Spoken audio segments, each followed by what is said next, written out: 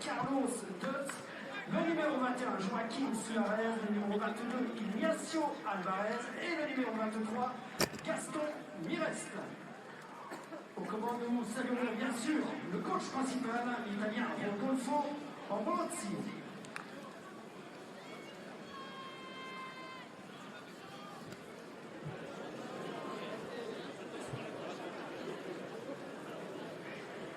Je vous rappelle que le coup d'envoi sera sifflé par M. Christopher Villet. Il sera associé cet après-midi par l'anglais Adam Lear et le français Lucas Ramos. Okay.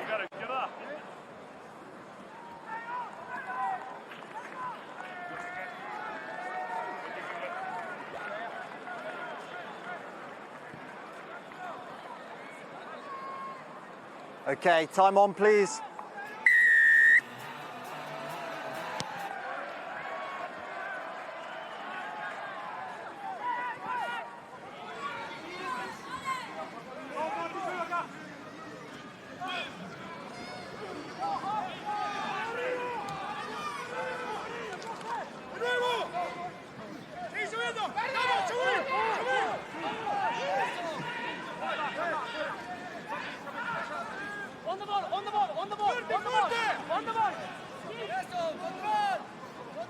Use. Hold in front, hold in front, hold.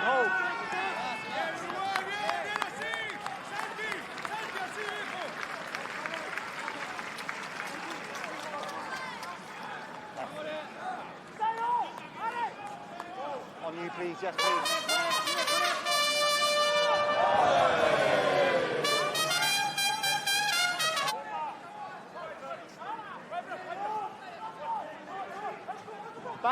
Back. Over 15. 2 knock-ons. First from Japan. Scrum goal. Make sure you start back 10. Thank you. We'll try to play with a bigger gap. Sure. Let's go, Will. Okay, Let's go, Will. Here's your mark. Let's go, boys. I do.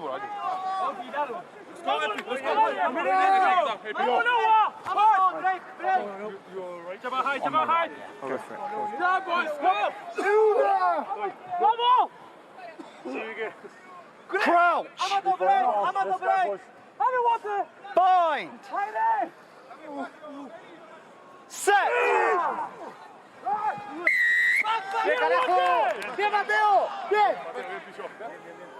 On his knee on the set. Está con la mancha del piso él.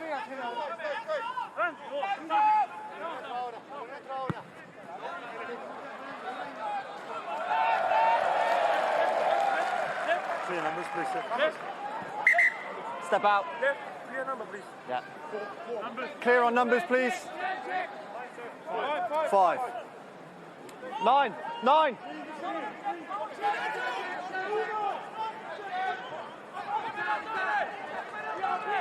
In 5. More.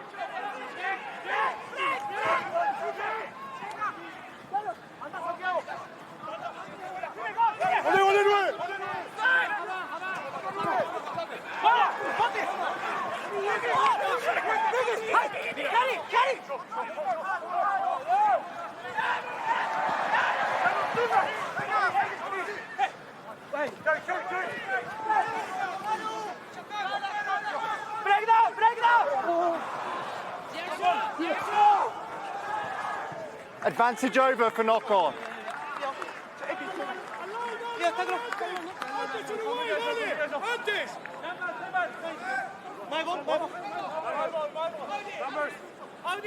Cuatro.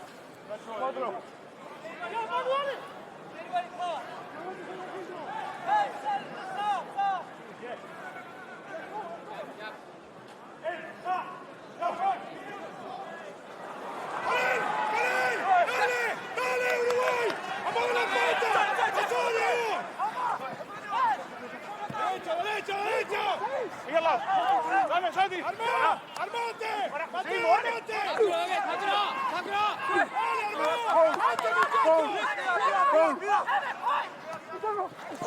¡No va largo! ¡More!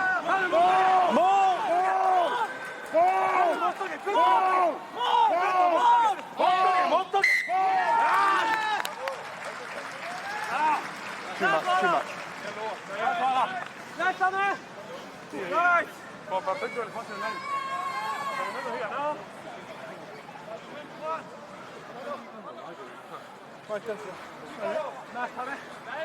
Here's your mark then, lads, let's go. Nice and quick. Step up, marks here. Thank you. Sanda.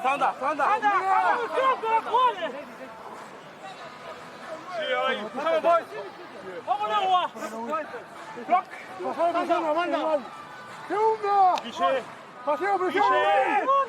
Crouch.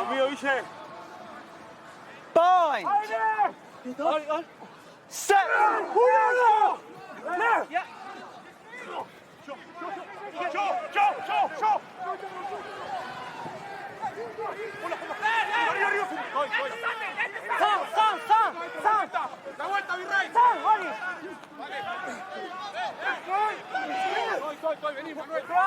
Tackle away. Ball's there.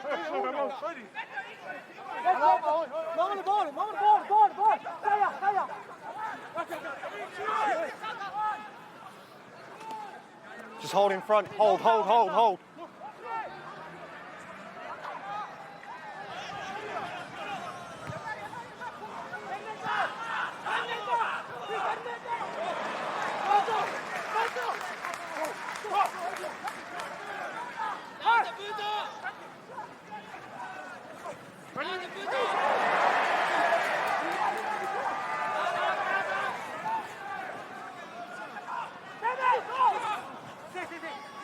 He stepped off.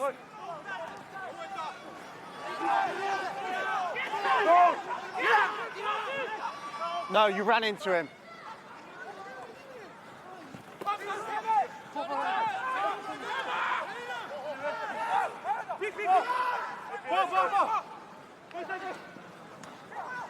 Timing's good.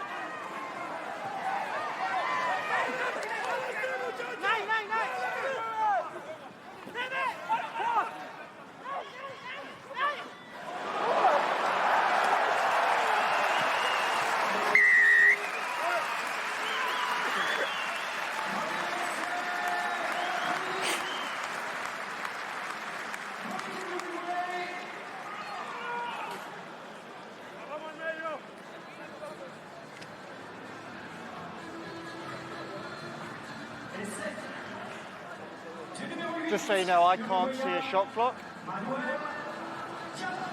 unless I'm missing something.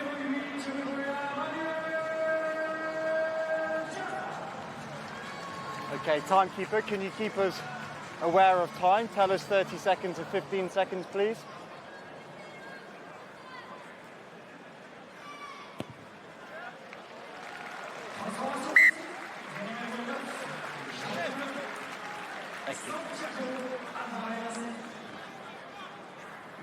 Timekeeper, are you happy we have to take control of the shot clock now?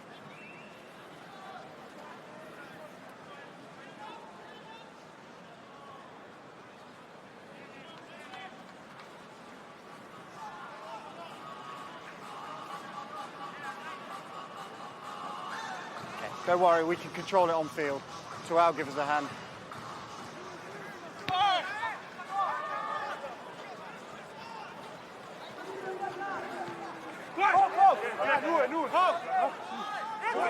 Use it!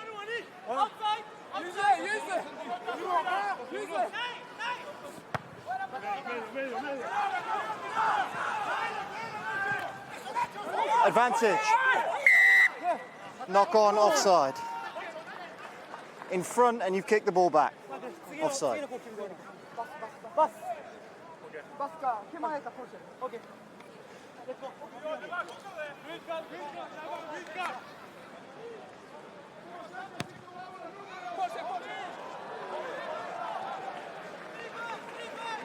Johnny, so the timekeeper can't talk to me, no? No. Okay.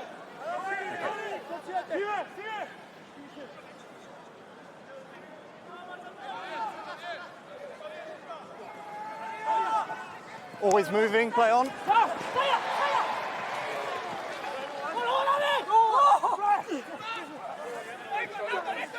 Go play the 9, thank you. Advantage offside. Back 10.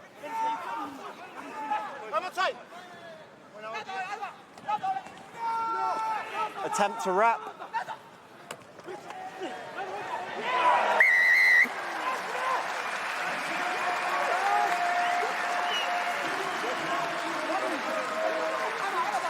Yep.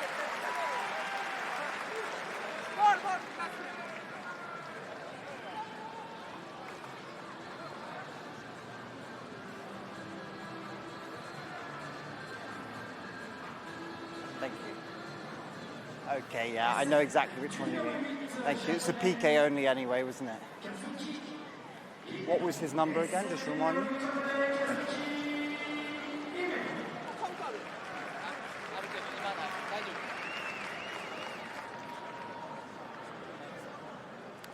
30 seconds. I still have 30 seconds. Nothing. The outside, the new rule, the kick. I may have made a mistake.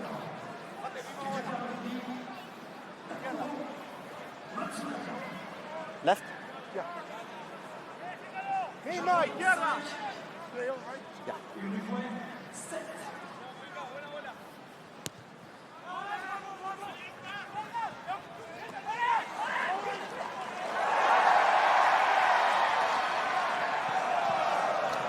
I'm okay with that timing. The tackle started as he was kicking.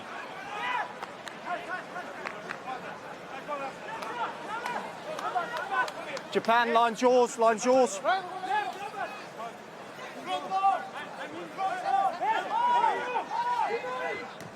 Backwards.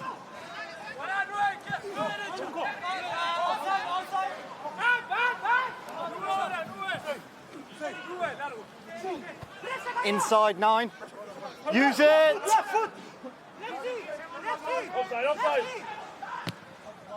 Stop, stop. Backwards.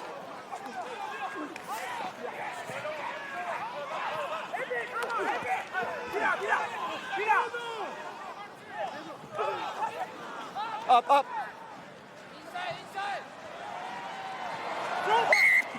Agree, good call. Scrum.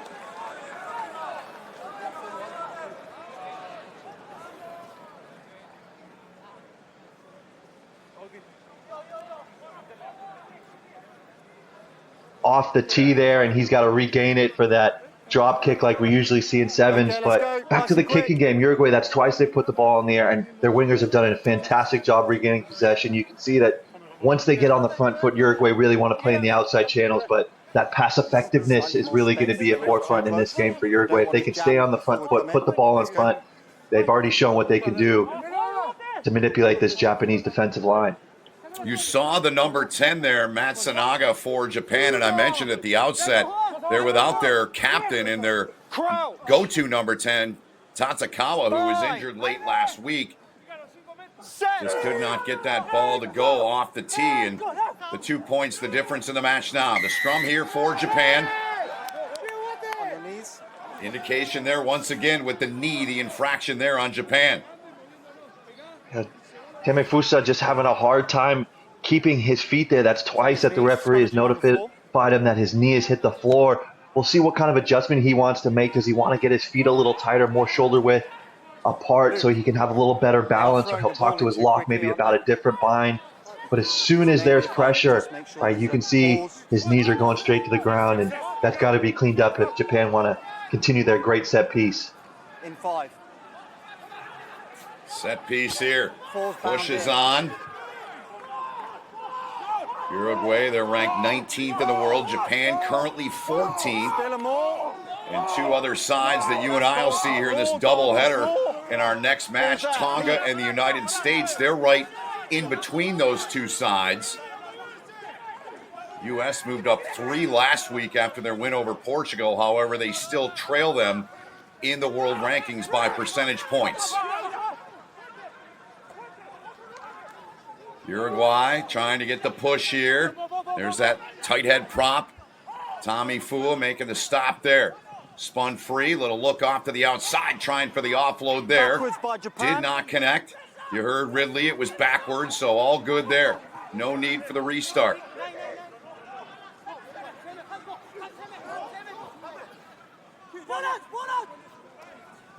From the ruck again. Japan stepping it up on the defensive side here on this passage of play.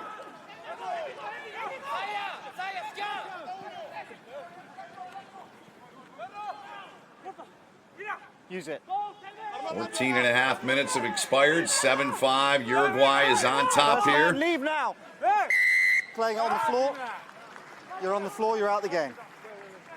Wow. Fantastic defensive pressure. Fantastic defensive pressure by Japan. Uruguay just lost their shape a little bit. You can see, oh, Japan wants to play quick. Patent it. There you go. Off they go. Far side of the pitch now. Good look at it there. Saito gets in there in a hurry. Good 5-meter pickup there from Japan.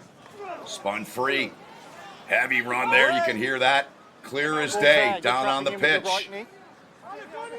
Speed coming from the back again. Another heavy run there, breaking away, but not the second time. The carrier for Japan taken to the ground. Not releasing Fantastic in time, effort. Ridley. Fantastic effort by Alonso there. Just Japan, when they play fast and physical, sometimes they can get a little isolated. They only have one support player in that kind of carry. Especially with a broken tackle, there's only one person there, and he was a little bit isolated, but fantastic body control. He's showing the referee the good picture that he's got two hands on it, ripping at the ball. And what a response from Uruguay, because Japan likes to play fast. And actually, Uruguay got their transition right, was able to set that defensive line and kind of weather that storm that Japan was trying to throw at them attacking-wise.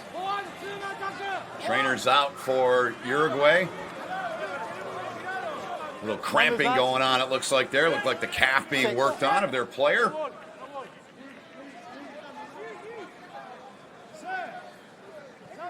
Another line out coming up here for Uruguay. Guillermo Pujadas. Throw-in coming up for him, the veteran hooker. Play on, let's go.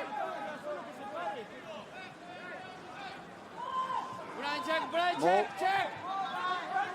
In 5. From the back now. It's a goal play. Collapsing advantage. Ridley calling the advantage for Japan, collapsing that maul. Thank you. Japan set at the line.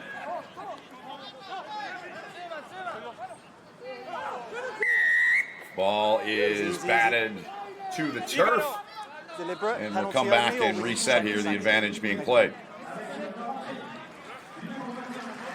Japan's tactics with the lineouts are really trying to hold up and really trying to disrupt the delivery from those mauls, right? You can see in the first 2 times they actually got the ball back, being able to be unplayable. Here, unfortunately, when you're trying to go for that ball, sometimes you lose your feet, therefore collapsing the maul and giving away a pen. And now Uruguay's got a great kick to be able to put themselves down inside Japan's 22, close to that try line. Now it's about how well they can stay with their continuity. You can see they like to throw some offloads, but down here is where you really want to be patient, really work the system, make Japan make decisions, find those half shoulders and half seams and really strike and try and get another 5 points on the board. Joaquin Suarez has checked into the match for Uruguay. Clear on numbers, please. Thank you. A little housekeeping there. So drop one out. First substitution in the match for either side. So as you say, partner, a 5-meter line out here for Uruguay. Great opportunity for them. But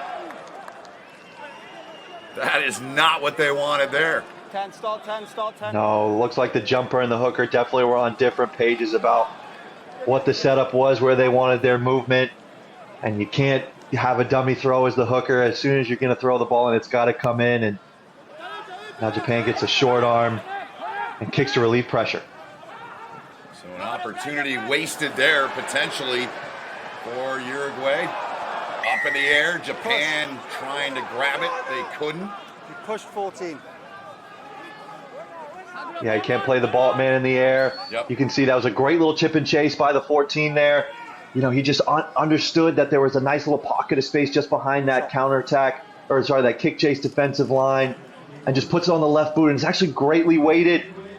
Just a big bounce, and yeah, you can't push him in the back. You've got to allow him to have an opportunity to go get it clean in the air, and Uruguayans are like, we haven't had a bunch of success in that line out by that 5-meter line, so let's go and get easy 3 points and put ourselves a score ahead.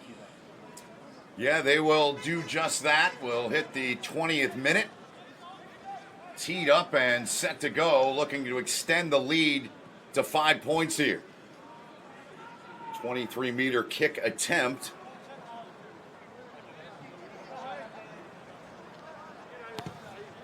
Terrific look at it. Great camera work there. It is true and through.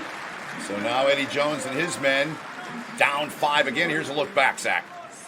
Yeah, I mean, just another look at this fantastic first Uruguayan try.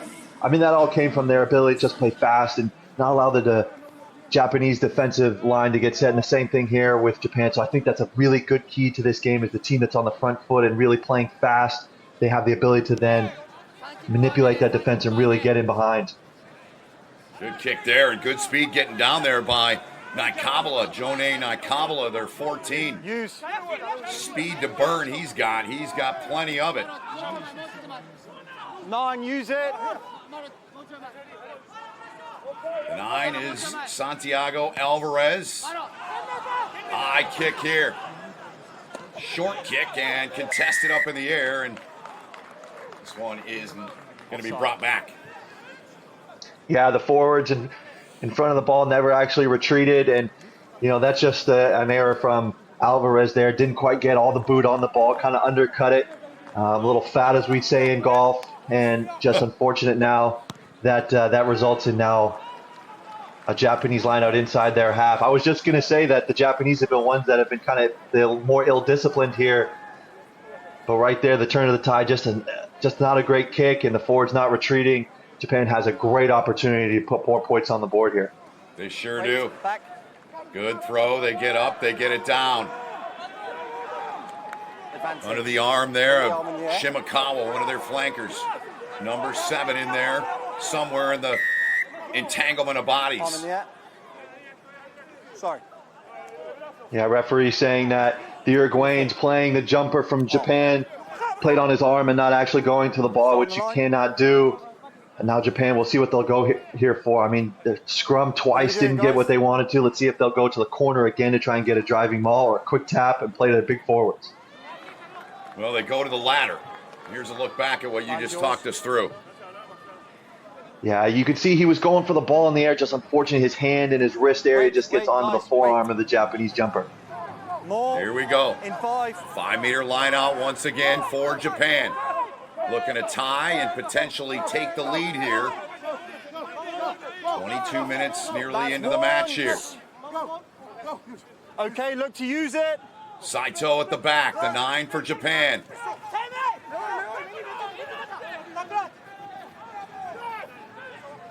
Uruguay standing tall thus far here.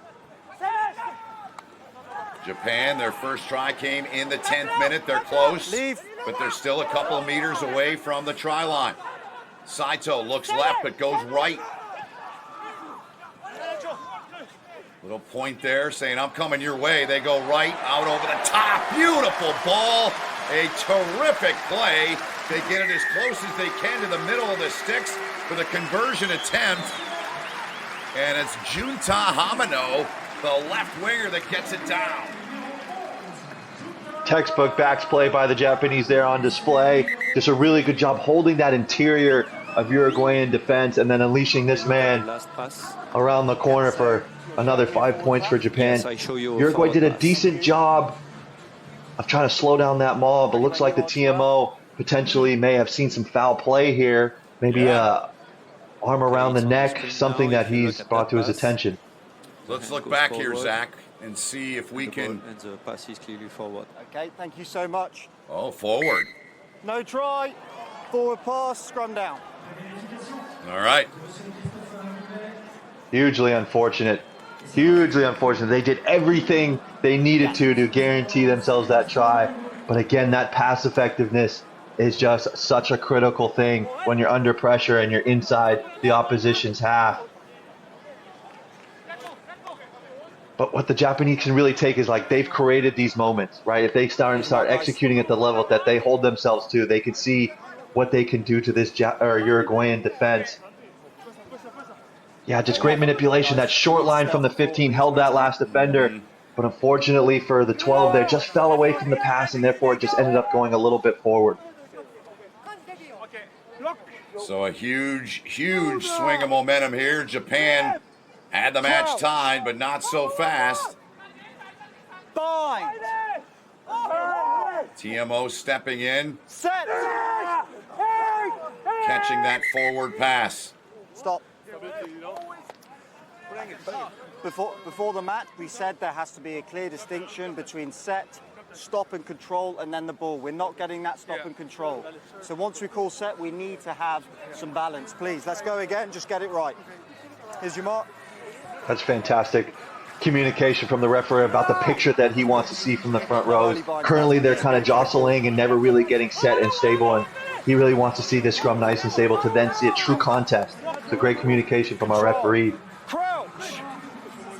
Christoph Ridley, our referee today. One of the things I love so much about this sport, that communication, that respect between players and officials. It is a beautiful thing.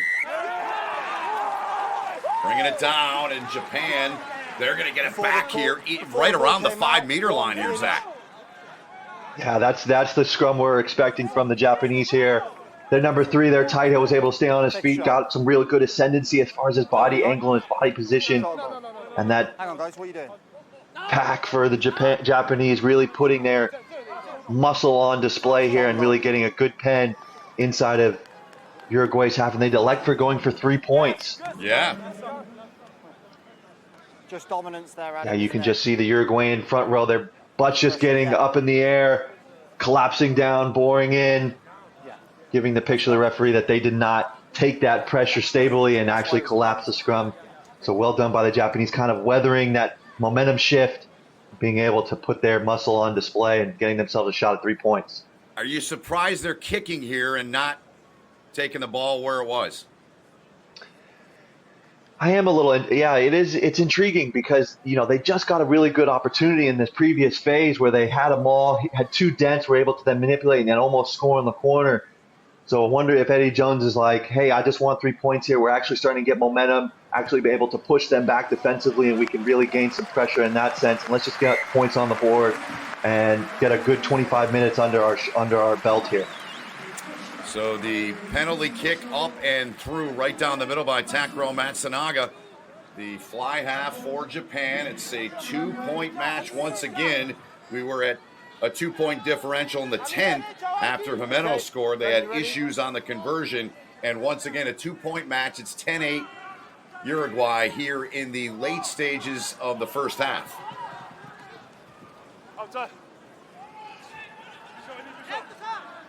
Japan getting set to go right back to work here.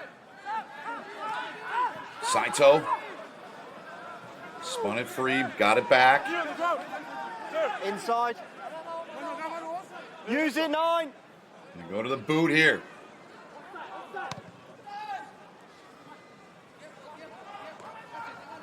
About 7 meters over halfway, the take, and then the kick, and now the chase.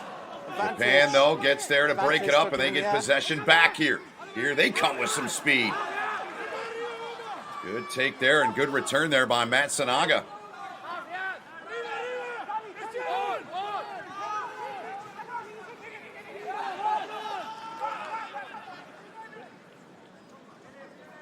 Saito playing it to the back line. And there's the kick down the pitch from Japan. No advantage is going to come.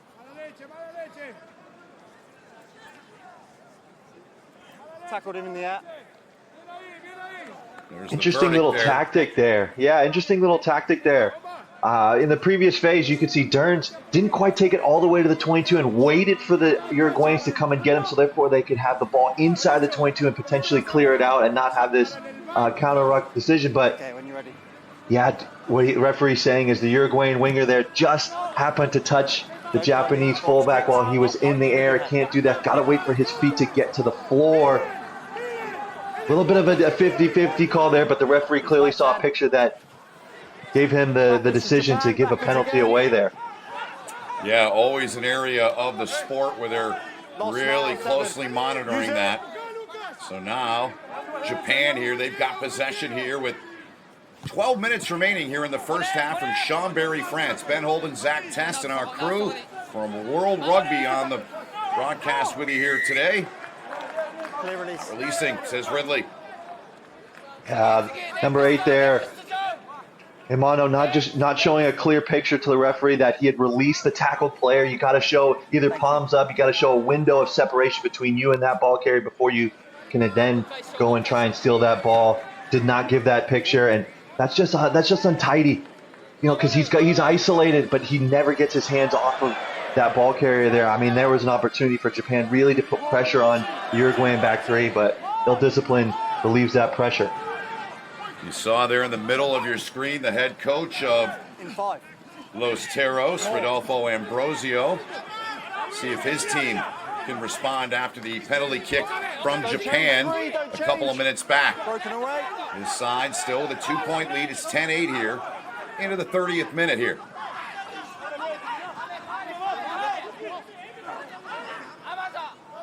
Pause there. Alvarez getting it out of that ruck.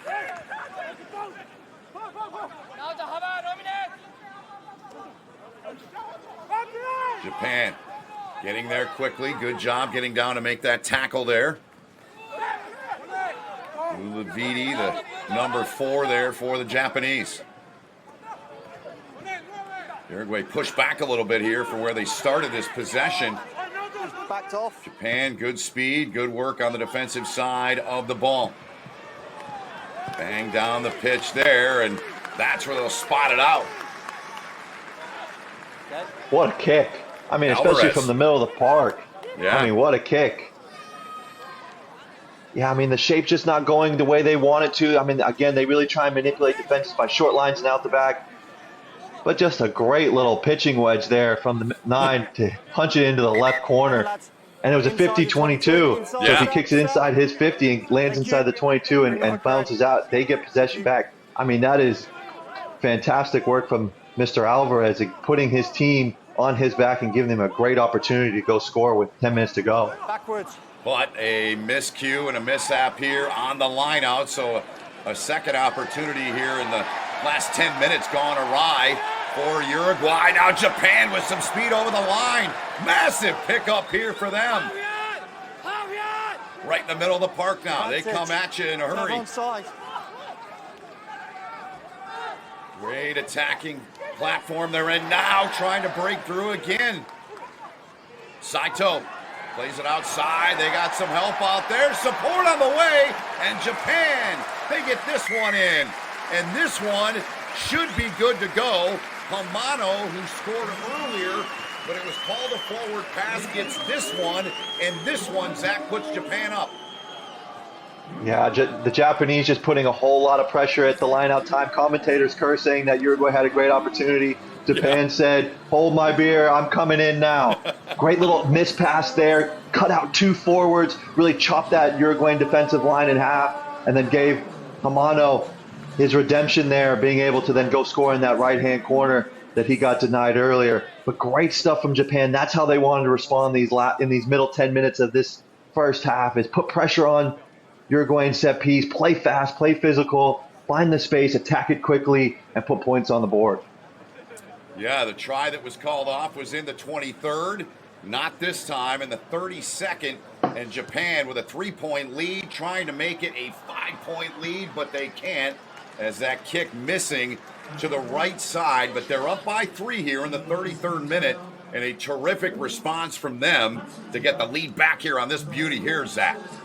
Yeah, great hands on that final pass there, because he was under big pressure. That Uruguayan was trying to chop the line and try and get to stop the ball there. But great little quick transfer there, putting his speedy winger into the corner. But we'll see whether those 4 points missed at the conversion time will be a factor in this game. It could have been 17-10 at this point. That's a real converted score.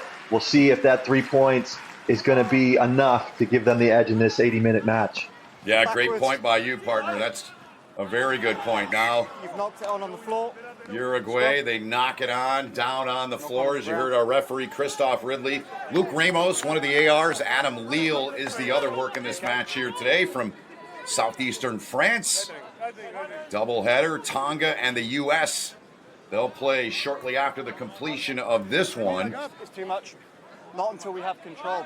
Right I there. want to have control. If you can't have control close, it'll be a bigger problem if we're Yeah, a little knock on there. I mean, the big thing in test rugby is you can't compound errors on compound errors, right? You've got to, if there's made one, you've got to flush it. You got to get goldfish memory, and you got to move on and be really focused on that next job. Something that Uruguay didn't do in that moment. But let's see if they can turn that around and really put themselves in a mindset where they can dominate defensively. You saw the possession and the territory numbers there. Coming down here in the final 6 minutes here of the first half. Scrum here for Japan. They've got the lead by 3. Looking to add to it. Stop. Banged down and taken by Uruguay. They return the favor. Back over halfway. Up in the air. Contested ball in Japan. Reaching in and coming up with that ball. Great hands. Great alertness there. Clear the man. Saito in there. Quickly moves it. Man, he is quick in there. Here he is. Advantage. Dummy, then tried to play it back. Here they go again, and breaking through, and a massive pickup here for Japan down to the 22. Advantage is Saito over. getting it free. They'll try the near side touch line now. Cutting back in a little bit, about 10 meters away. 2 tries in this one for Japan. Looking for a third here, late stages, to potentially extend the lead to 10 points if they could get one and convert it. Saito pulls it out there, close, right near the line, about a meter shy. Uruguay with a big tackle there to hold him up. No one's tackle. Word there from Ridley, outside, and they miss, but Forward there, we're going back. No arms tackle. there you hear from Ridley, our referee, the call. Yeah, usually that no-arm tackle usually comes when 2 forwards are trying to meet and 1 forward's just trying to win the height battle and just unfortunately just kind of dives at the feet of the ball carrier, trying to just stop his momentum, but you got to have your arms coming through. But Japan showing how they want to play attack. What they're really doing is their playmakers are getting in the scene. That means between 2 defenders, and that causes confusion between who's got who, and then allows the strike runner to really come in and play fast and physical. And Saito is kind of that man right now that's kind of delivering that for the Japanese. But ball goes backwards. They're still dynamic. Oh, my goodness. What a play. Wow. How easy was that? Beautifully done by Japan out of the set piece there. And it's taken in and dotted down by Kanji Shimakawa. So just a little cheeky pass to the 9 that's standing at the front of the line out. And then the 7, who was kind of the plug that was going to be in the maul, just comes on that front peel loop. And it's just a nice inside ball. That's something that Eddie Jones and his staff will have scouted out in the weeks coming into this, of a weakness in that Uruguayan line-out defense that they could exploit next time they're down the 5-meter channel. And one thing that Japan does really well is when they have a set-piece plan or movement or play, they execute it at a really high level. So as I mentioned a moment ago, a chance for the converted try to go up by 10 here. And that's exactly the opportunity here for Matsunaga. And Matsunaga with the kick, but doesn't convert it. So again, Zach, more points left on the pitch for Eddie Jones's side. They lead, but they lead by 8, and it could be an awful lot more. Absolutely. I mean, that was almost a true 2 converted try lead that they could have had. But now it's only 8 points. I mean, the fact what Eddie Jones will be really happy about is how they've responded in these last 20 minutes. They've played fast, they've played physical, they've gotten to their kind of root and DNA. But let's see how they can finish out these last 2.5 minutes and not give Uruguay some life going into halftime. Yeah, Uruguay was up back in the 20th minute. They led 10-5, but since then, Japan has ripped off 13 straight points here in the final 2.5 minutes of this first half now to lead this by 8. Now Uruguay, here they come. Nowhere to go, dancing around there is their winger, Bautista Basso. But once again, Japan defensively very tight here. You're off your feet, eh? You can't tackle.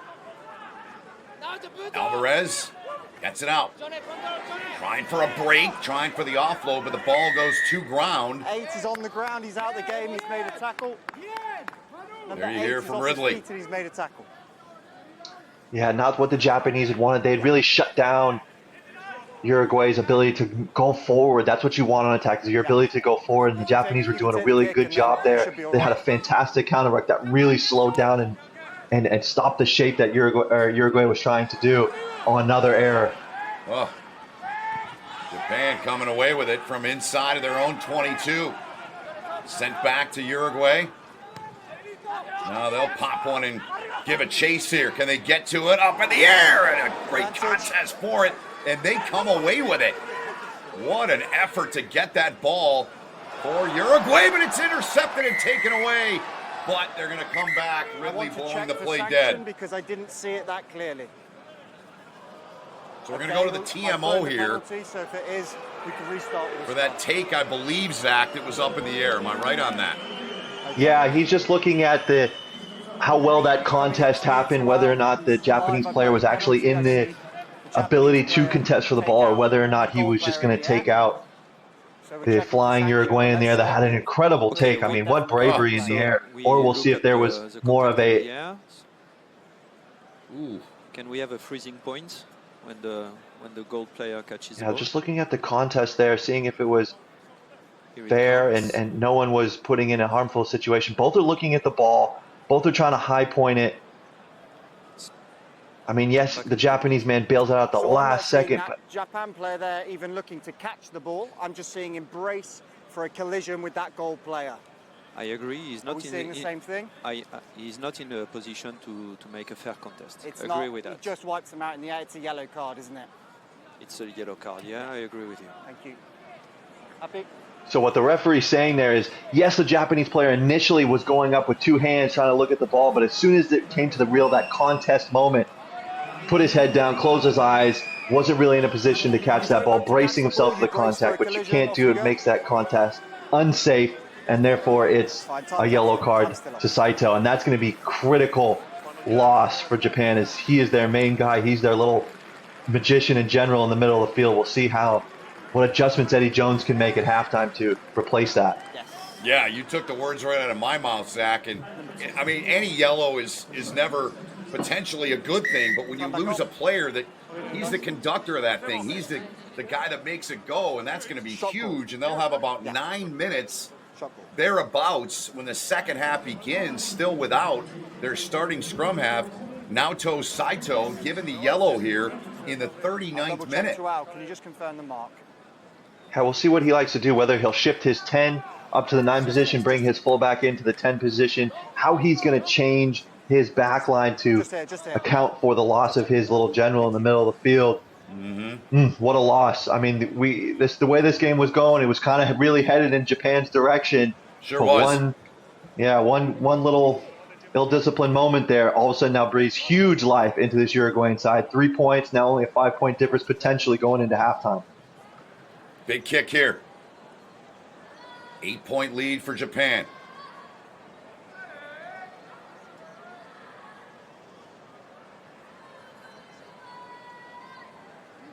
Okay, going off you then, timekeeper. Right at the time, and that's concentration. That is focus, and that is knocked through. And now it's a 5-point match here as the sellout crowd showing their support and their love for these two sides. Zach Test, it's 18-13, Japan on top. Here's who reached halftime. Definitely a back-and-forth game, Ben. I mean, it was one heck of a 40 minutes. We saw a whole bunch of different things. We saw physicality. We saw set-piece brilliance. We've also seen some ill-discipline, and we've seen huge momentum shifts. We'll see what teams like to do at halftime to address those issues. Well, Uruguay, they make their way off, looking to get back on track after a 9-point loss last week against Spain. Japan, a loss against the United States in the Pacific Nations Cup. You and I had a chance to see the U.S. in that tournament here in our work with World Rugby. We'll see the U.S. and Tonga coming up after this match. Part of a doubleheader here from Chambery, France here on this Saturday. We're underway here. Japan kicking it away to Uruguay. The take from Uruguay down by 5 here. 9, use it. Still a fair amount of time in that yellow to Saito. Around 8 minutes and change remaining in that yellow card that he was assessed. Here comes Japan now. It's the 5th time these two countries have gotten together in an international test.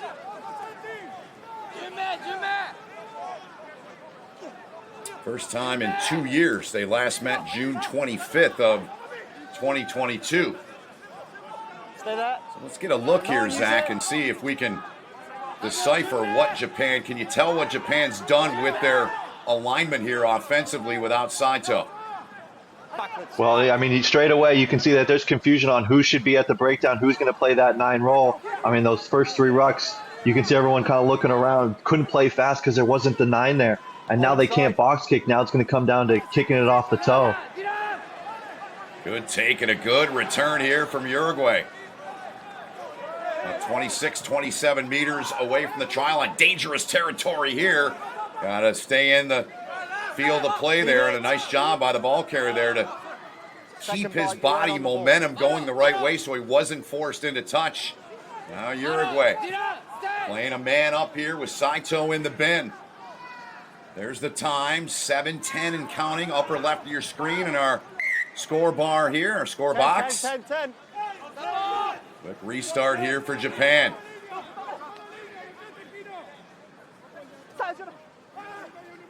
Uruguay not giving an inch here. 2 good plays defensively there from them.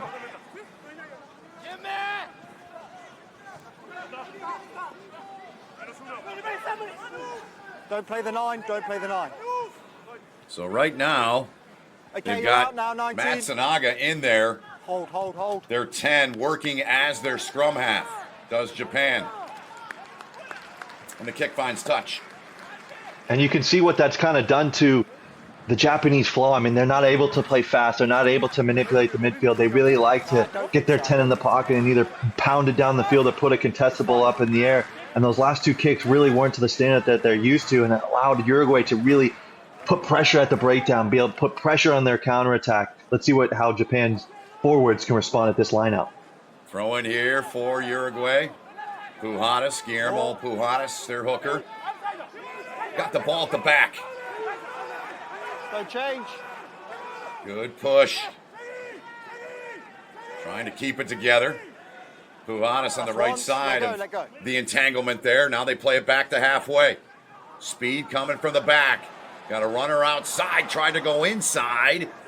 And Uruguay able to get it at the 40. Trying to slither their way through there, and they do a pretty good job of it. Picked up about 7-8 meters. Now another opportunity here. Look out, the big fella. He scored earlier in this match. That's Manuel Diana. They're number 8. Now Uruguay, good ball right towards the line and down. And an excellent job there on that passage of play from Uruguay. And they have leveled the match here, Zach Test at 18. Holy moly, what some handling skill from, I mean, what an inside ball, catching it one-handed right on his back shoulder. Holy moly, what a catch. And then being able to then keep his feet alive and make really people miss. I mean, that is just outstanding interplay between 2 forwards. Great feat by the number 8. That's twice we've seen him being able to really dent that Japanese line. And then again, Alvarez just picking around that breakdown, finding those soft shoulders, and finds his number 7 there to put Uruguay level in this game. I mean, fantastic work from Uruguay, playing fast, causing chaos, allowing their big forwards to keep that ball alive, really dent that midfield. And then Alvarez, once again, just showing his brilliance around the breakdown. Lucas Bianchi, the big number 7 you referenced, he gets the try, and there's a big kick. The conversion puts the side from Uruguay back on top by 2. Here's a look back. Yeah, just some fantastic interplay again from Alvarez. You can see that the pillar shifted from one side to the other, opened up that little running lane for Alvarez. 7 was just on his hip, just understanding the situation on there, and the yellow card has now cost Japanese 10 points. And there are still just shy of 4 minutes remaining in said yellow card to Saito of Japan. So Uruguay here up by 2, trying to put another passage together here and get some kind of points at the other end of the pitch. Santiago Alvarez To the left and down the pitch he sends it. Here comes Japan.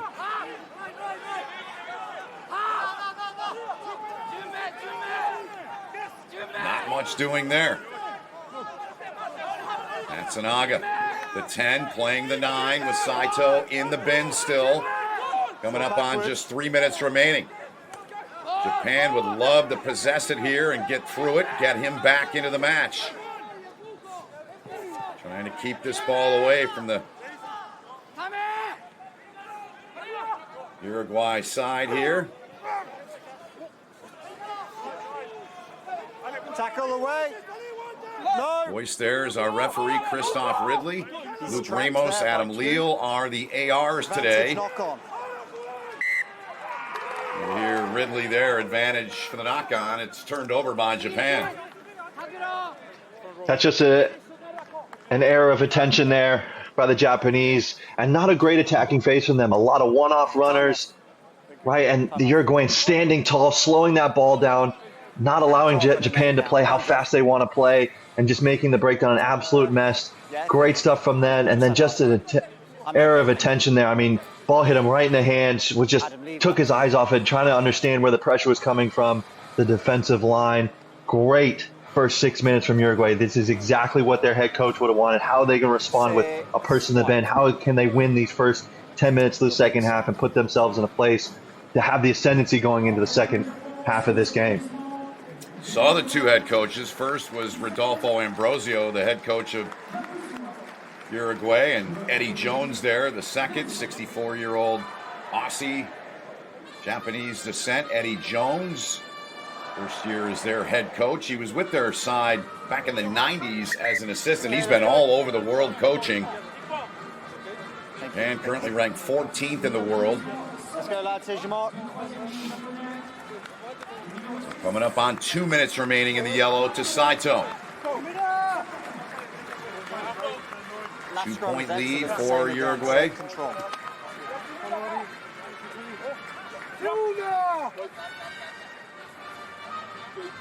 Look at this backline formation. They've got players stacked everywhere, being able to flow either side and really manipulate that Japanese backline, because they don't have a 9, so their 9 is going to be able to peel and do what he wants.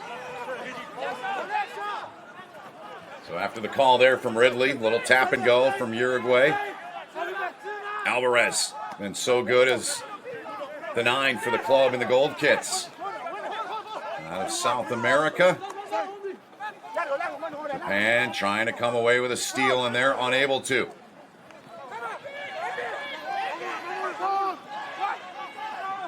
Tough, heavy run there. Yes, man, good turnover. Clean out, and Japan, they come up with it.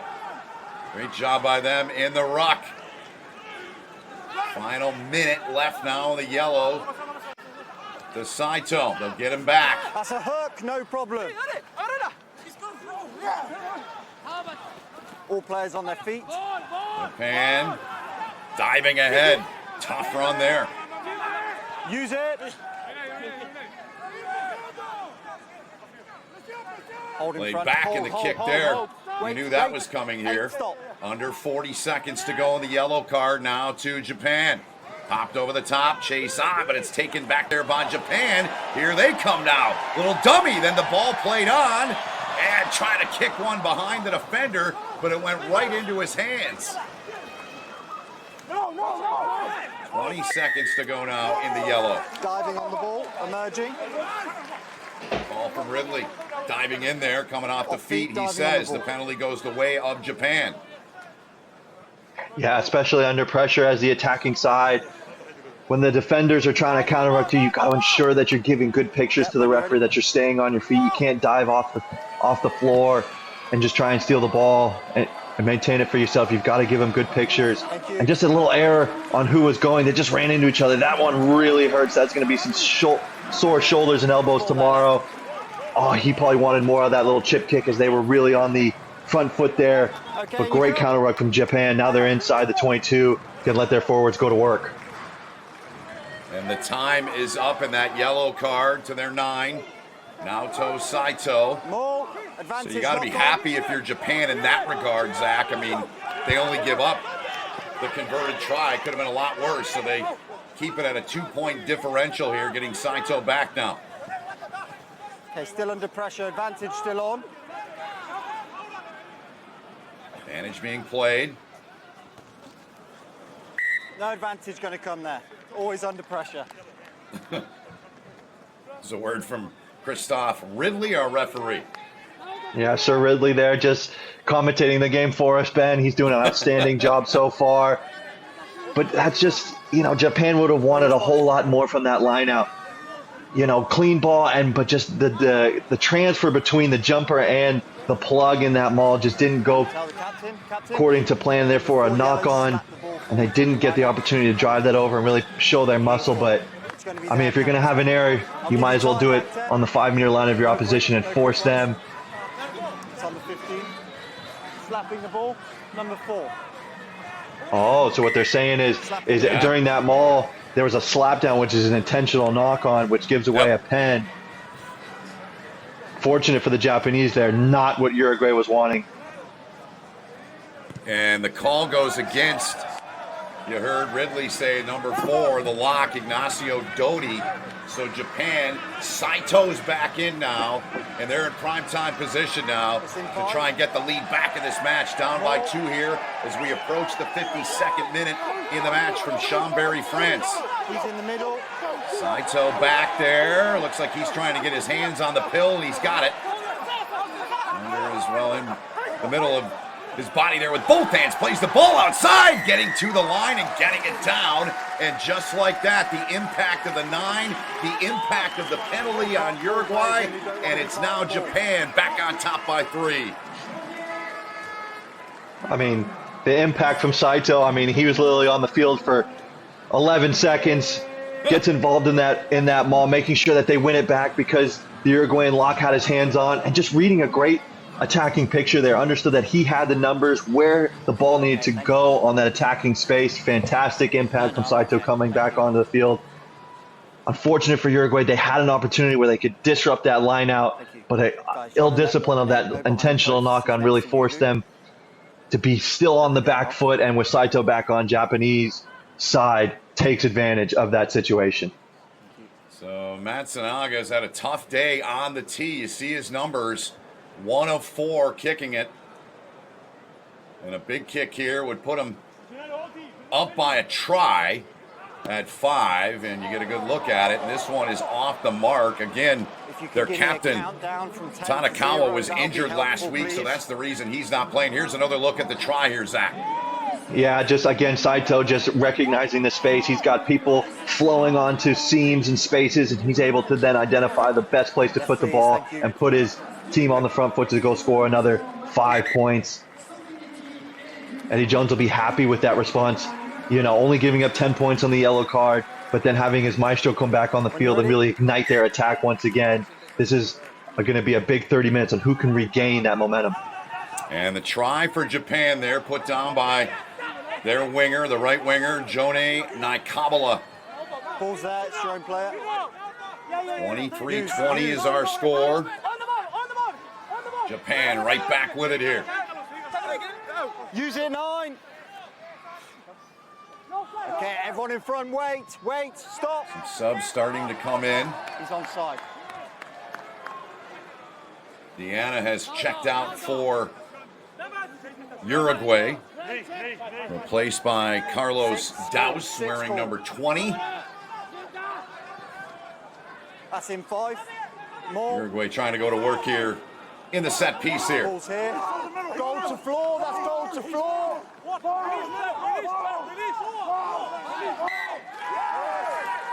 Oh, easy. Lads. Japan loving that call. Yeah, anytime you get a bunch of men in together trying to get the ball back, there's always going to be a little disagreement. Always a little fisticuffs going on. Just both forward pack just trying to show their muscle. But great tactics from the Japanese there, swimming through legally, not changing their binds, able to then find the ball at the back of that maul, hold it up, making sure that delivery couldn't be clean, and therefore they get a scrum back to their side. I mean, it looks like Uruguay went a little faster than they were even ready for. Looks like they didn't have all the numbers they wanted in that line out. And potentially that was the cause, that they couldn't get their body height right, couldn't get the tightness of their binds together. And the Japan forward pack really takes advantage of those errors. Japan, they're making some substitutions as well. Nick McCurran has checked in one of those into the match. He wears 22 for Japan. 3-point lead for the side in white and red, Japan. The Brave Blossoms against the Los Teros, as they're known in Uruguay. Some of the particulars there. 10 total handling errors. Turnovers, just 3-1 between these two sides combined to this point. Japan, here they go.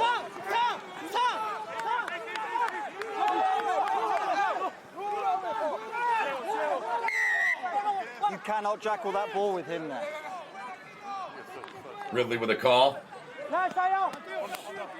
Yeah, the first thing that has to happen at the breakdown is the tackler has to roll away, give the opportunity for the Japan supporters to be able to come win the ball, and you can't jackal the ball like the referee said with that man there. And ill discipline again from the Uruguayans, now giving territory to Japan. They've got their full allotment with Saito back on there. You know they like to run their set piece moves and get themselves on the front foot. Good hard carry from Fafita, but again, just you've got to be so much more diligent about how you're getting away in those moments to attack the breakdown defensively. Good work here on the line out. It's a long way off. Options. Scrum on line.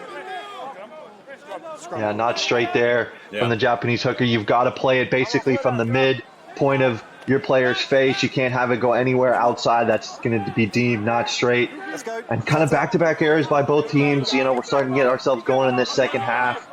But if one team really wants to put their mark on this game, they've got to execute these little moments a little bit better. Well, as I discussed throughout, Japan's won all 4 of the meetings in this series. The average score in those matches, 37-8. So Uruguay in this one, down just 3 here, with the put in here coming courtesy of their scrum half, Santiago Alvarez. Use the word maestro about Saito. Alvarez has been just that. Here comes Uruguay all the way to halfway, and Alvarez has been very good at running the show here as the 9 for Uruguay. Good speed, but a break here, and Uruguay inside of the 22. Big heavy run there. About 12 meters away now. They look to get the lead back here, down by 3 in the 58th. Alvarez.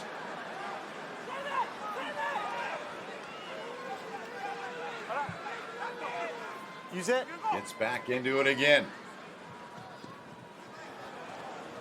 Now the ball down on the deck and picked up. Japan, big turnover. They win there. Leave the ball, leave it. Step. So plenty of momentum there for Uruguay, and cannot complete that passage of play, but they'll get it back here once again on the take from the kick from Japan. Popped up, chase. Backwards. Ridley saying it went backwards, everything fine. Good kick here from Japan, back to the 22 of Uruguay. Putting a foot in the ground, good job here, looking for the offload, they get it. Here they come, they gain halfway. Big piece of real estate picked up there by Uruguay. They're playing at a pretty good pace right now. Tackle away, let go. What was that? Alvarez getting it out.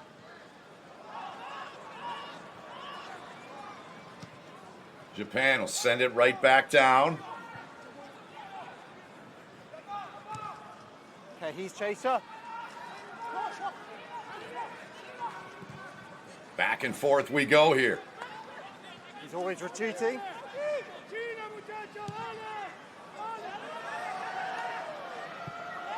And that kick finding touch there inside of Japan's end of the pitch. He's right. They're going to come back here for this one. No, he's right. Yeah, Uruguay losing that ping pong battle. Both teams just trying to find that little corner to snuff out Alvarez, like you said, partner. He's just really running the show on the Uruguayan side. And great little tip pass between these forwards. That's the second time we've seen them do that. Just finding each other some soft shoulders. Ooh, just touched the whitewash. And if you're outside the 22, that's going to be taken out on the full.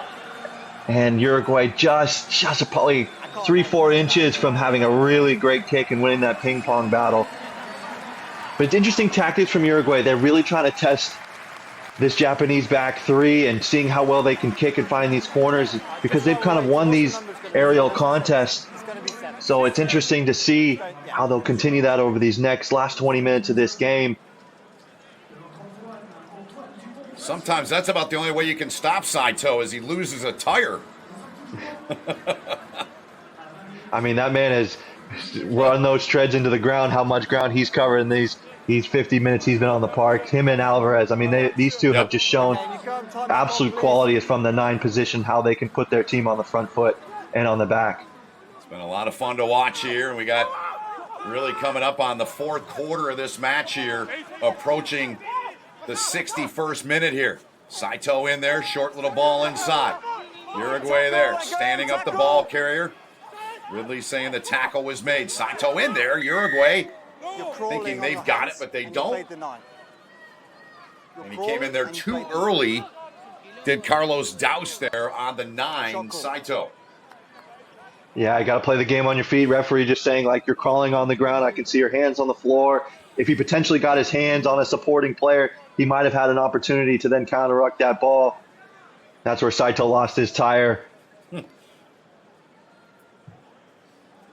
The Maestro needing both wheels to be able to keep up this speed that he's brought to his Japanese side.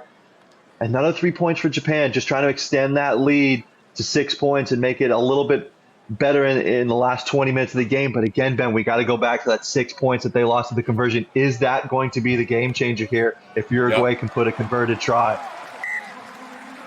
That kick is good, and Japan gets the 3, and they extend it to a 6-point lead here in the 61st. Great point. I mean, you talked about that since that happened in the first half, and we'll see if it becomes a factor and is a factor in the outcome of this match.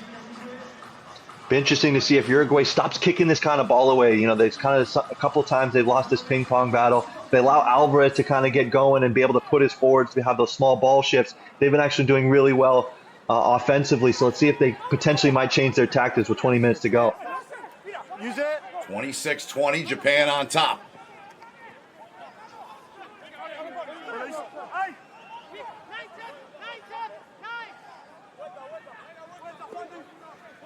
Uruguay, a couple of good passages of play the previous couple times down the pitch, but turned it over once deep inside of Japan territory. Costly mistake trying to get back and potentially get the lead back in this match here. Played the arm. Knock on. Wow.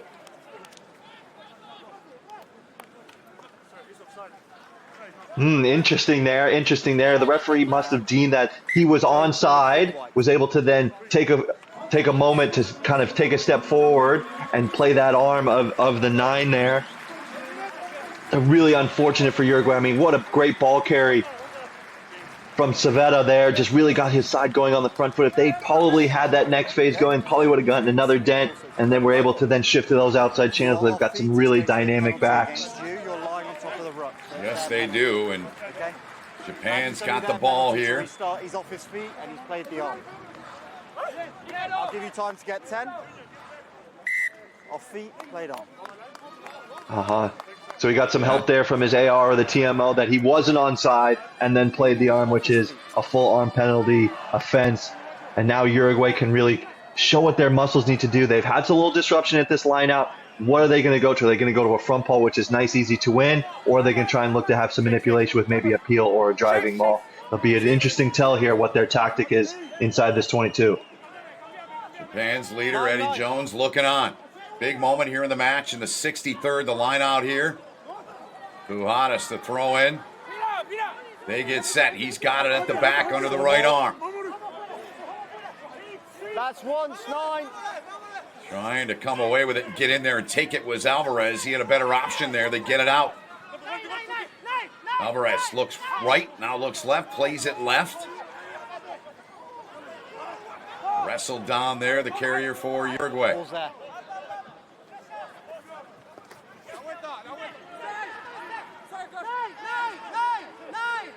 About 12, 13 meters away from the line.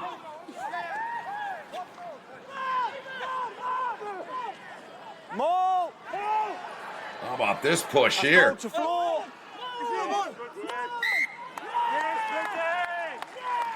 Penalty on Uruguay. Another fantastic tactic shown through there by the Japanese, really trying to choke the ball. I think one thing Uruguay has done is they've had those small little point of attack shifts in their forwards, pods there. They've had some really good rewards there. But in this instance right here, just gets a little high in his ball carry height. They're able to choke up the ball, get some players around there, and force him to the ground, an unable delivery, and therefore scrum to Japan. And a mighty big one it is here. Every moment gets bigger as we go along here in the 65th minute now. Carries, one separating these two sides. Offload game of Uruguay has been much more prevalent for them. Almost 10 here in the match.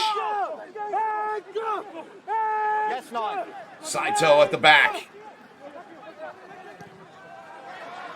And Japan will exit that time that way with the kick into touch. Yeah, not the greatest clearance from Matsusanga there. He would probably want a little more territory to relieve a little bit more pressure on his forward pack. The momentum all on the side of Uruguay here. Let's be clinical at this set piece. Let's get ourselves going forward. Allow Alvarez to then pick and choose where he wants to attack space. And let's be really good with our handling. Potentially come away with a nice converted try here. It's all going to take discipline. Backwards. They get a break there, Zach, on the throw in by Pujadas. They get it back, and Alvarez goes to work now. The 9 for Uruguay. Japan looking to come up with another turnover. Uruguay. Advantage, high tackle, 45 meters away from glory, and that would be the try line. Down by 6 here in the match, 26-20. No advantage coming. Do we need to check it too well? Yeah, high tackle called there. Just a little arm, little seatbelt tackle right over the shoulder. But again, looking at the Uruguayan attack, when they have just these one-off carriers and they don't quite be able to change that point of attack, they're not really getting the go forward here. Let's see, Stearns. Ooh, that's head-to-head. Yep. Ooh, boy. He could be in trouble here. This could be a big moment for his Japanese squad. Oh, yeah. Oy, oy, oy. What a unfortunate, but a great look by our camera crew and our tape crew. And it's direct head-on-head. Yeah, that's... At the minute, I'm seeing this as high danger because he's running at speed straight into him. Ooh. What I'd really like to see is it one more time in full speed to see if there's any mitigation. We see that another time, full speed. So what the mitigation is did he do something? Did he change his body angle? Was there a moment where he was unable to then change that body height? It doesn't look that way. Mitigation usually gives you a yellow. If there's no mitigation, Stearns is in trouble with a potential red card. Yeah, there it is. So Warner Stearns is sent off with the red for the contact to the head on the Uruguay hooker, Guillermo Pujadas. Big turn of the tide here. Uruguay had all the momentum, and now they even got a little bit more wind in their sails with kind of the lock for Japan that has been really disrupting their set piece, really disrupting their attacking flow. Now with that man off the park, now they can really flex their strengths, playing fast and physical off of Alvarez. But again, it starts with this lineout. A couple times it hasn't been clean, hasn't been able to get them on the front foot. That's this point right here in this game where they've got to execute at that high level. He's just at the front. So Pujadas out of the match and replaced by Joaquin Niska. He is now their hooker. Big line out. Here he goes. First throw, and that's a beauty. Up and down he goes with it. Morikawa has checked in for Okabe for Japan at the loose head prop position. The most recent substitution. They're going to need some help up front because Uruguay is really making a push here. Inside of the 5. Look at him drive this thing to the line and down. What a play there, and what a sequence for Uruguay as they get the try. It's a 1-point match here in the 67. Well, that type of play, that'll make the forwards coach for Uruguay smile from ear to ear like the Grinch, just knowing that all the work they've done in the training park has paid off in that moment right there. It started with a clean delivery. They got their body height right. They got their nice tight bind so Japan wasn't able to swim through, and therefore they could drive 15 meters. That's not usually what you see in a test match, is the ability to drive 15 meters, but with Derns off the field, you could just see the impact he had. Without him there, Uruguay's able to show their muscle. Oh, they might be saying that potentially they're blocking off the ability for Japan to contest. He clearly steps across in front and he stops access to that jumper. So it's going to be no try back for the penalty. Can we just get the mark right, please? Wow, what a turn of events. No try. Yeah, obstruction called there. You gotta let the opposition have a shot at the jumper to be able to sack them to the floor. What that means is as his feet hits the floor, you're able to pull them to the ground and not allow them to have the ball. And unfortunately, Uruguay just kind of cut that off, causing an obstruction. And that is a big blow to that momentum because they were really flexing their muscle there, and it allows that release pressure valve for Japan to kind of have a breath of life. Big breath of life, no doubt about it. You saw the head coach of Uruguay, Rodolfo Ambrosio, and his thoughts, shaking his head, but that's the call as the TMO stepping in there to make the call, and the right call. I mean, that's part of one of the laws of this sport, and You'll have time. they get it right here, and so it stays 26-20. Warner Derns given the red at 66. The time he was sent off into the bin for the head contact on Guillermo Pujadas. Now Japan trying to do a little bit of damage here with the clock, and they'd love to get another one here. Offensively with a try here. Played out by Saito. A little more than 12 minutes remain in the match here from Chambery, France. Tonga and the United States coming up shortly after the completion of this one. Zach and I will be on the call. Now here's an opportunity. Good ball played back, but it's knocked away by Uruguay, and they come away with it, but it is whistled by our lead referee, Christoph Ridley. Couple of locks there looking like some backs, just having a little bit of flair and offloads there. But great awareness. Great awareness by Jimeno. Just he's not really held. He's in a position where he can release the ball, get back up and run again. And that's the moment that kind of opened the floodgates. And just Walker there, just trying to get a little fancy. You know, that's the Fijian in him, right? Yep. That flair, that flash. But again, great awareness by Jimeno. Great one-handed offload. And that little out the back door offload just doesn't quite go to hand. But we are seeing some flair here in the last 15 minutes of this game, partner. We are. More substitutions. Japan making one. Shot call. And they're going to call for the tee here and look to extend this to a 2-possession lead. If they can get the kick here, it would go to a 9-point lead, of course, for Japan. Yeah, I actually like this call here, right? They don't have Derns. They don't have their line-out caller, right? It's a thing where, you know, you lose your leader. You know, potentially could go wrong at line-out time. Here's a good access to 3 points and make it a 2-score game with 12 minutes to go in this game. I like this call. Can we focus in on this attention and nail this kick by Saito? So Saito taking over. They've had all kinds of issues with their 10 today. Saito gets that one through. Great look at it there from that camera angle. And a big kick for the, you got to call him what you've called him, Zach Test, the maestro. He's been great. Now a 2-possession match. It's 29-20. Yeah, he's kind of been the heart and soul of this Japanese side throughout these 70 minutes. You know, they go where he goes. They follow how he leads. Let's see how they can close out these last 10 minutes. But Uruguay's got to get on the front foot, got to have that flair, got to change the point of attack in their forward pods. They'll look to get this ball away from Japan. 5 straight losses for Uruguay. Japan 2-3 in their last 5 matches. Here in the 5th all-time meeting between these two nations. Japan's won all 4 of them. This one, the closest of the 5 they've played. The other ones have been real big wins for Japan. In fact, 37-8 they won on an average score, but today this one a lot tighter, a 9-point match here. On you, front man, thank you. I mean, one thing I will say about this Uruguayan side, I saw it before the Rugby World Cup and especially the qualifier versus the United States. This team will never die. They are going to scrap and claw and finish games on their terms. And these last 10 minutes, let's see how well they can put something together to get back this momentum that was kind of lost there, but they had it. How can they regain? Yep. Here they go. Tough run there out of that. Restart. Into the hands there of Bianchi. That's fine, pulled by the armpit. One of their two flankers. He wears 7. Right in the middle here. Inside of 10 minutes remain here in the match. Alvarez gets it free from the base.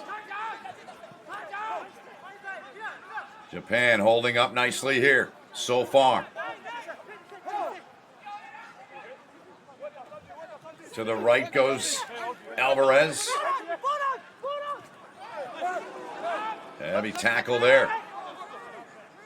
Speed from the back. Here they come, entering the 22. Picked up right out of that. Tackle was made, and Uruguay playing at a good pace here. Alvarez again. No pull on the ball. Thought about it, and the second time he made the pass. He's to the side. Heavy run there. Use it. Use it. Alvarez calls his own number.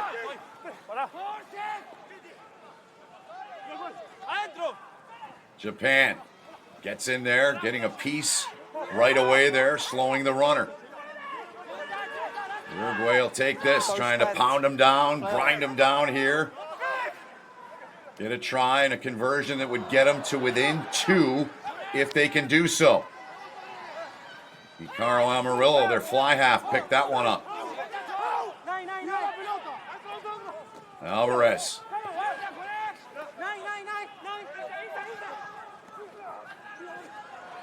Nothing doing there. Good work again by Japan on the defensive side.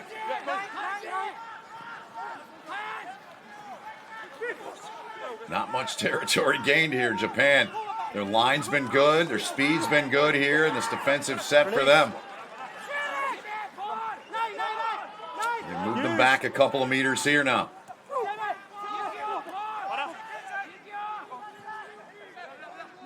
Use it.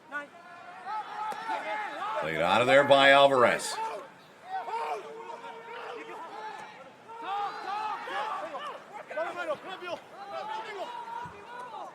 Japan down a man, the red to Warner Derns in the 66th minute for head contact on Guillermo Pujadas. Away now. You're pinning Without him for the rest of the match is Japan. You're holding him in. Slow ball. Again, nothing doing. Good speed to get in there and make that tackle. Excellent work by Japan. That's the fitness showing through of Eddie Jones' side. He's a man that really pushes that physical capacity so you can last throughout those 80 minutes. Therefore, you can continue to retreat and get set and bring pressure time and time again. And you can see that just fast and physical. You know, Alvarez kind of got a lot of mileage on those tires. You know, not quite getting to the speed of the breakdown that they would want to have. And then the forward pack from Uruguay, which did really well in their moments of bringing real good energy onto the ball. We didn't quite see that in that last passage of play. And then another attention of error, just knock on, just on the floor as he was reading that outside in pressure. Yeah, as you saw there, a picture worth 1,000 words sometimes, and that was the reaction on that turnover by Uruguay. One of the frustrating things in Test rugby is you're trying to knock down the door, and you're continually going backwards, and then you have a little handling error that's just really deflating to you and your side. But I mean, like I said before, Uruguay is a never say die team. How can they remuster that energy, really start to bring line speed and physicality back to this Japanese attacking side? and see if they can get the ball back and try and punish and get back into this game. On the flip side, Japan's going to want to be really disciplined here, really patient, really understanding of how they can milk this clock in their favor and really potentially kick and punch corners to force Uruguay to go the length of the field. That is Warner Derns giving that red card back in the 66th minute for Japan. 4 tries on the board for Japan. Here's your mark. 2 for Uruguay. There's that combo, the 9-10. It's been Saito that's been outstanding. Struggling off the tee has been Matsunaga, but they moved Saito over there. He's 2 for 2 in the second half since they moved him to using his boot from the tee.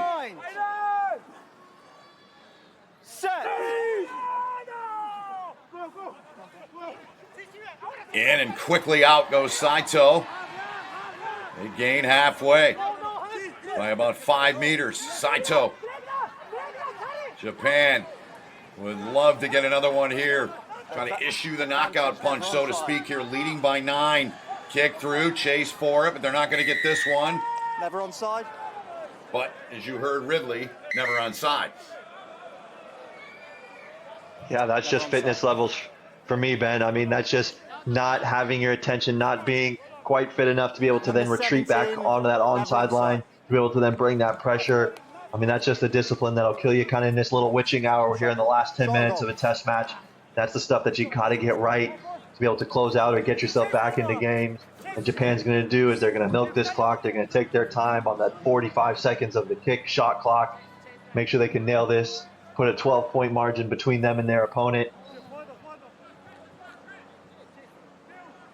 The Maestro getting it teed up.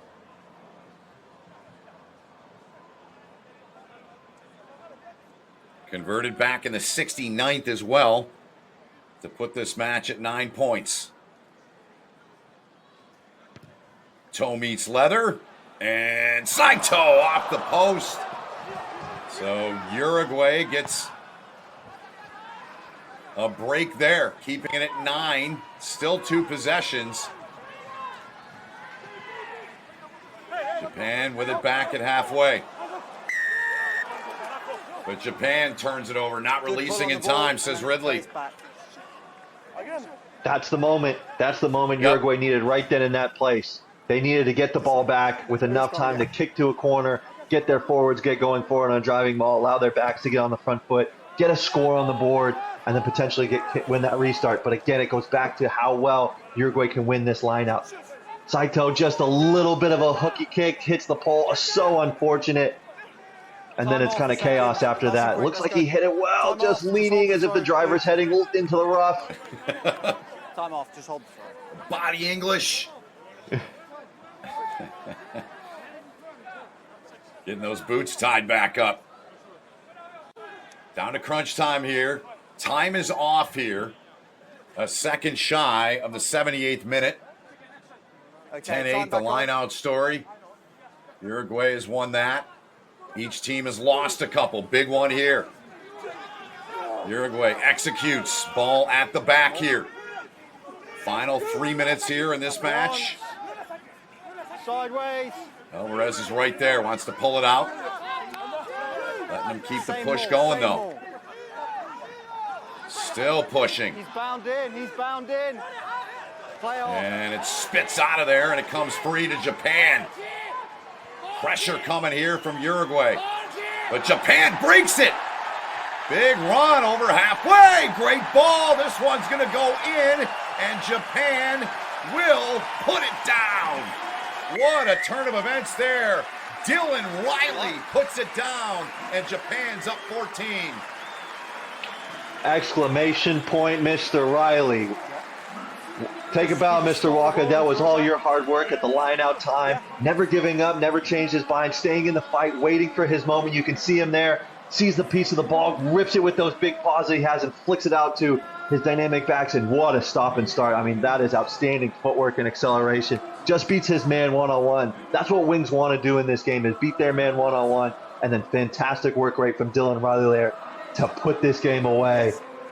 Eddie Jones will be smiling from ear to ear to get a defensive stop and quickly turn that into transitional points.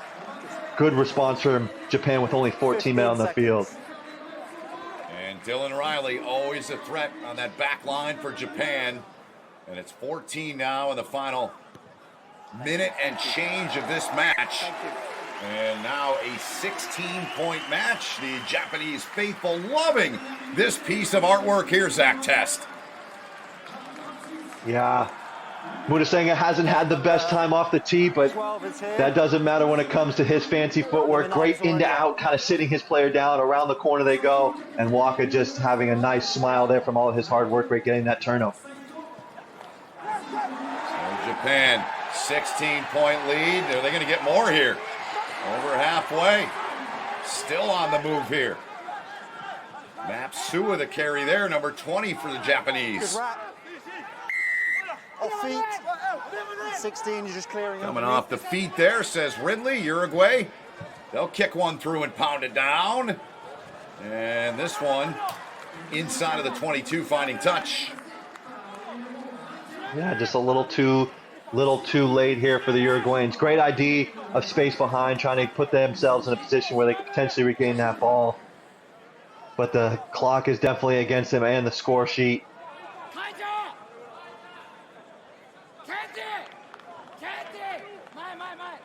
Well executed kick there, sets him up for the line out here. But as you say, time not on their side. Down by 16 here. Oh, I know. Option. Scrum.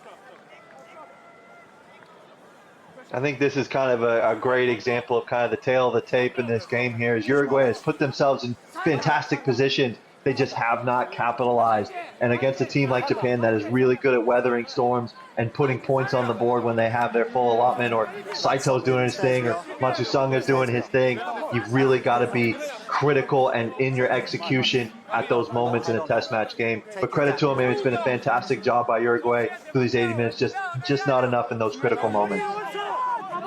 Yep, 56 points on the board here, Japan.